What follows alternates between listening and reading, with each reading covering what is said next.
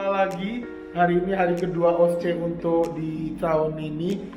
Kita akan tanya-tanya ke yang ujian di gelombang 1 karena saya tidak menguji di gelombang 1 tapi menguji di gelombang titik dengan materi titik. Kita lihat dulu beberapa. Gimana komentarnya? Hai, deg-degan. Terima Bisa nggak kasih. tadi? Bisa sih. Bisa. Namanya Bisa siapa? dong. Rahel. Lahel. Tadi Kenalin. ujiannya gimana? Udah lama nggak ujian ya, jadi kayak pertama kali ujian. Kayak pertama kali ujian. Oke, yang kedua siapa nih? Langsung ngeblank biasa. Karena kita tidak terbiasa. Skip, oke, di skip sebelahnya.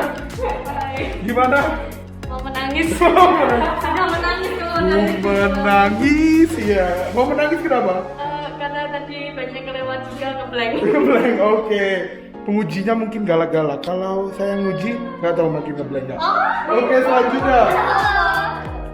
Gimana ujian hari ini? Berlalu lah, nanti buat besok aja kerja bener. Oke. Nah, ini di kelompok ini hanya ada satu cowok. Gimana nih? Baik teman-teman yang dokter gitu, ini kalau yang udah merasakan OSCE itu pasti bakal tahu lah rasanya gimana deg-degan selama pagi hari sampai mau ujian. Parah gitu. Parah dari malam tadi. Nah, kebetulan mereka ini mahasiswa kami di angkatan pertama.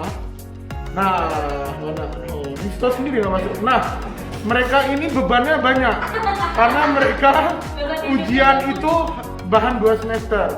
Hari ini untuk bahan semester 2 dan hari Kamis besok itu bahan untuk semester 3. Pasti bebannya luar biasa, tapi nggak apa-apa. Namanya kuliah kedokteran memang banyak ujian. Banyak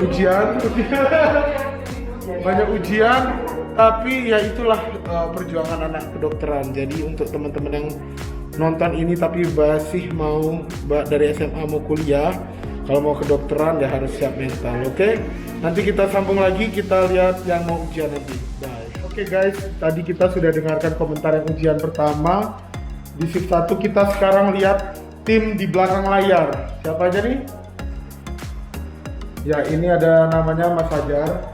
Beliau ini tim yang selalu mempersiapkan ujian skill lab. Gimana Mas? Kalau ujian skill lab untuk mahasiswa kedokteran itu gimana? Prepare-nya yang penting tuh soal harus sudah siap dulu biar kita bisa tahu yang harus kita siapkan apa aja. Terus alat-alatnya juga, misalnya ada yang kurang harus pengajuan jauh-jauh hari juga. Karena alat-alat skill lab agak banyak. Agak banyak dan tidak bisa dibilang murah dan harus dirawat dengan baik. Nah, Mas Fajar ini tim yang selalu menjaga alat-alat, mengatur jadwal, menyiapkan seluruh dosen. Tanpa Mas Fajar semuanya adalah butiran debu. Oke. Ini jadi ceritanya lagi mengumpulkan hasil ujian ya? Iya dong. Jangan dibocorin ya Mas ya? Harus dibocorin. Oh, harus dibocorin dulu hasilnya. Oke, itu sekilas dari tim yang menyiapkan ya. Nanti kita cari lagi yang lain. Nah, oke, sekarang saya bersama dengan beberapa dosen-dosen yang ada di kedokteran. Iya, ini yang baju hitam, Dr. Jessica sebagai Sekprodi. Kemudian ada di sini Dr. April, spesialis kulit dan kelamin, dan di sebelahnya Dr. Fania. Gimana Dok nguji pagi hari ini? Iya. Mahasiswanya tegang sih kayak gitu terus. Mungkin kita dengarkan dari Sekprodi dulu, gimana Dok? Ya mahasiswanya tegang, nggak apa-apa sih. Yang penting mereka udah mau berusaha dan belajar. Belajar ya? Iya. Mengecewakan apa gimana Dok? Bagus kok, bagus. Bagus, Ya oke. perlu improvement lah. Oke. Dokter April gimana Dok? Iya, tadi saya memegang tanda-tanda vital, udah sebagian besar, udah oke. Perlu apa ya, mungkin lebih menenangkan diri aja. Kurang tidur mungkin. Kurang tidur. Karena mungkin terlalu banyak belajar tadi malam karena takut salah-salah. Kalau Dokter Fania gimana Dok? Mereka komunikatif, pasiennya juga udah ramah, jadi legatis banget lah, sudah cocok lah. Udah cocok jadi dokter ya Dok ya? Walaupun kadang pemeriksaannya masih ada yang loncat. Masih loncat-loncat. Apaan mungkin grogi. Ya, nah itu. Nah, di ujian skill lab itu kita tidak hanya menguji keterampilan, tapi bagaimana mereka tumbuh kepercayaan diri dan menjadi dokter itu tidak hanya sekedar skill saja, tapi juga melatih bagaimana mereka berkomunikasi dengan pasien dan punya kepercayaan diri untuk bisa menghadapi pasien. Sementara itu dulu, nanti kita sambung lagi. Oke, tadi udah dari dosen-dosen penguji di gelombang 1, kita bikin kejutan di yang baru ujian. Ini habis ujian? Iya. Kita lihat dulu komentar habis ujian gimana? Gimana komentarnya ujian hari ini?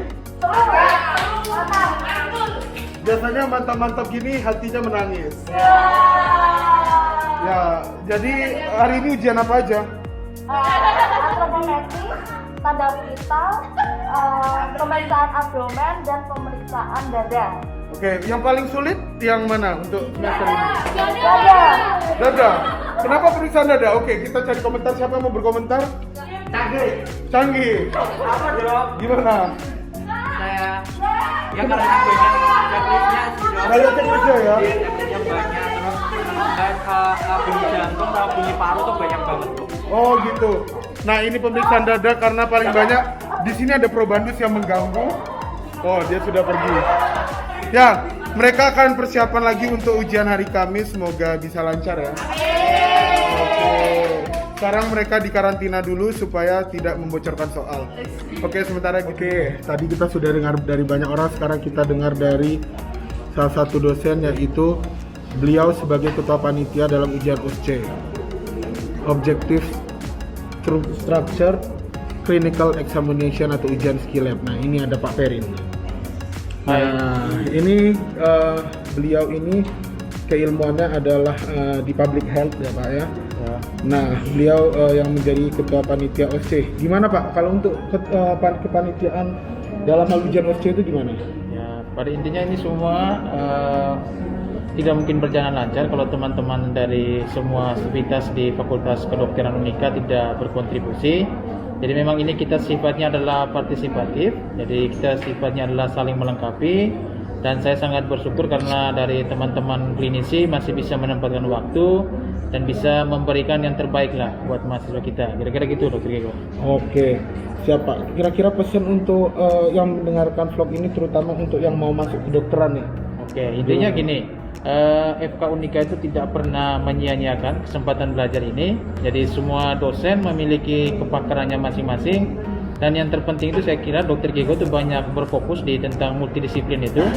Dan dengan multidisiplin itu saya pikir untuk membentuk seorang dokter itu kita bisa menggunakan banyak pendekatan.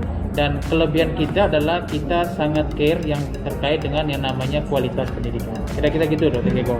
Oke, terima kasih banyak Pak Perin sudah Sama-sama mengisi. Dr. Gego, terima kasih. Kebetulan kami juga satu tim di Departemen Kedokteran Humaniora.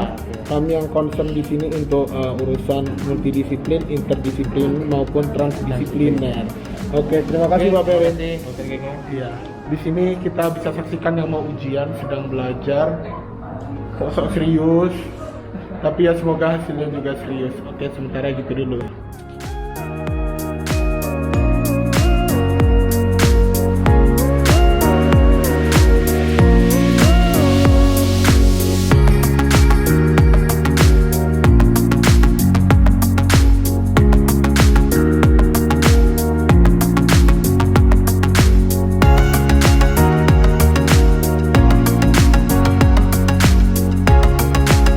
Oke, ini baru aja beres uji 5 mahasiswa, uji tanda-tanda vital. Memang harus sangat dipahami yang namanya tanda vital itu kan macem-macem ya. Tekanan darah, pemeriksaan suhu, pemeriksaan detak jantung, pemeriksaan dengan pernafasan, dan juga ada beberapa lagi kesadaran secara kualitatif dan sebagainya. Nah, disinilah ketelitian seorang dokter dituntun. Ketika ada soal, bagaimana mereka menginterpretasikan tanda vital itu apa saja. Nah, latihan-latihan seperti ini sangat penting, dan tentu ketika diujikan, mereka akan belajar berpikir secara cepat, merecall kembali pikiran mereka, konsep apa yang mereka dapat selama perkuliahan. Penting banget sih yang namanya ujian ini supaya mereka pun menjadi dokter yang semakin berkualitas. Nah, demi perbaikan kesehatan masyarakat Indonesia, tentu kami di Fakultas Kedokteran berupaya semaksimal mungkin memberikan pendidikan yang terbaik, mendewasakan mereka menjadi berkualitas, hingga akhirnya ketika lulus nanti ya benar-benar jadi dokter yang berkualitas. Oke, sampai di sini untuk ujian OSCE yang sudah saya bagikan. Walaupun nanti saya nguji lagi, saya kira cukup seru ya ngelihat ujiannya anak-anak kedokteran. Makin minat nggak nih yang nonton ini misalnya anak-anak SMA buat masuk ke kedokteran? Boleh banget tanya-tanya. Kita jumpa lagi di vlog selanjutnya di Reflektif.